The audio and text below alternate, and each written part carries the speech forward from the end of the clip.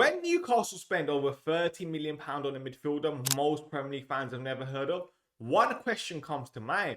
What do Newcastle see that everyone else doesn't? Well, today we're going to break down Aladji Bamba's game to find out why Newcastle believe they found one of Europe's next elite midfielders. Now, I want to start this video off by saying Newcastle have got a lot of hate over the last year in terms of how they've gone about their transfer business. They've got rejected by many players, but I feel like Newcastle deserve credit this summer.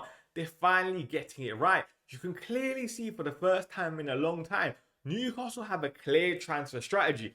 All the players that they signed have been under the ages of 23, and that is something I have to commend, and I think people have to give credit for. Now let's talk about why Newcastle actually wanted Bamba. For me, the best out of Newcastle we've seen over the last couple of years has been when their midfielders pressed up high. Their midfielders are winning duels, and they're a big physical side, which are an absolute pain to play against. What if I told you Newcastle have just gone and signed one of the best duel winners in Europe? You guys can see the graphic on the screen here. Look at defensive ground duels won. Bamba's in the top 1%. Look at aerial duels won. He's in the top 3%. You can clearly see these are traits which Eddie Howe and Newcastle value. And listen, if Bamba's performing like this in France, one of the best duel winners, if he can carry this over to the Premier League, Eddie Howe and Newcastle might have just got the midfielder of their dreams. One of the biggest issues I had with Newcastle last year was that they were too easy to play through. Teams could play those line breaking passes through the centre of Newcastle and face the back four relatively easily. In my eyes, Bamba comes in and solves some of those problems. You guys can see the graphic on the screen here. This is where Bamba initiates and completes threatening actions, which includes stuff like passes and carries. Most of the work that he does on the football pitch is through the centre. You can see there's not much action out wide, which I think Newcastle needed in the holding midfielder, especially replacing someone like Tonali. Another thing I love about Bamba is his body frame. Bamba is around 6'3", 6'4", which is great, but more importantly, he has long legs.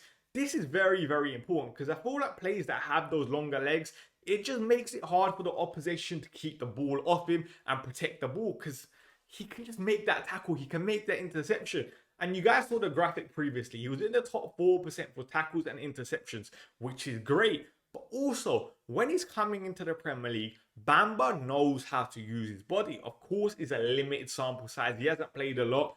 But you see the actions that Bamba takes part in. A lot of the time when he's carrying the ball, he knows how to use his arm, which is very, very important in terms of shrugging the player off. And especially when you're joining a physical league like the Premier League, is brilliant.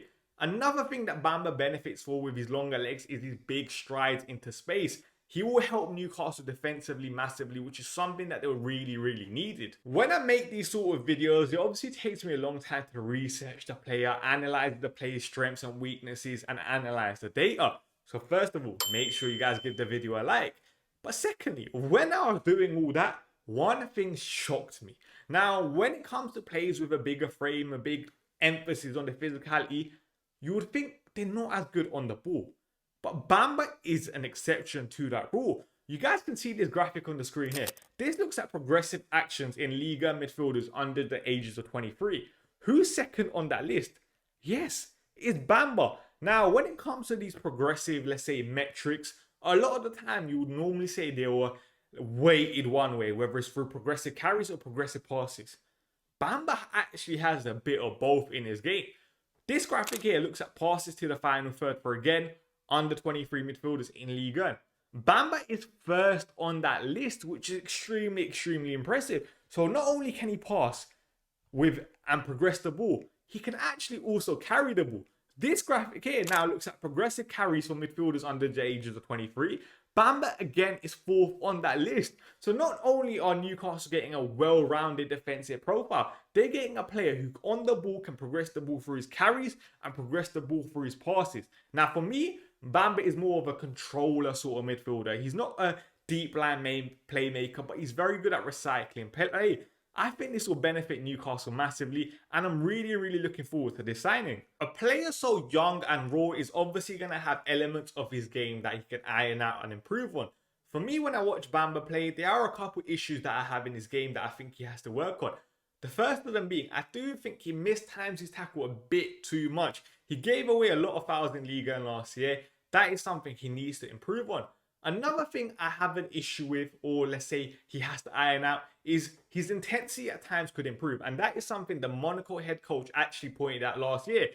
The Monaco head coach told L'Equipe last year, we worked on everything regarding Bamba. He could improve his intensity, defending on the front foot, pressing, counter press. That is something Bamba clearly has to work on. And it's not me saying he can't do it, because there are moments where he will have a good moment doing these certain actions, but in the next moment he might look unbothered. This is something Bamba will clearly have to work on. And listen, Eddie Howe, Newcastle, let's see how they, let's say, protect the player's deficiencies and help him improve his game, because he's definitely raw. Some people might say overpriced, but I can definitely see the upside in this signing, and I'm very, very happy Newcastle made it. This signing needs a lot of patience, and I hope Newcastle fans will give it. I hope the Premier League will see his qualities, because you can clearly see there is an absolute player here. Make sure you guys like the video and subscribe to the channel, because we will be back soon.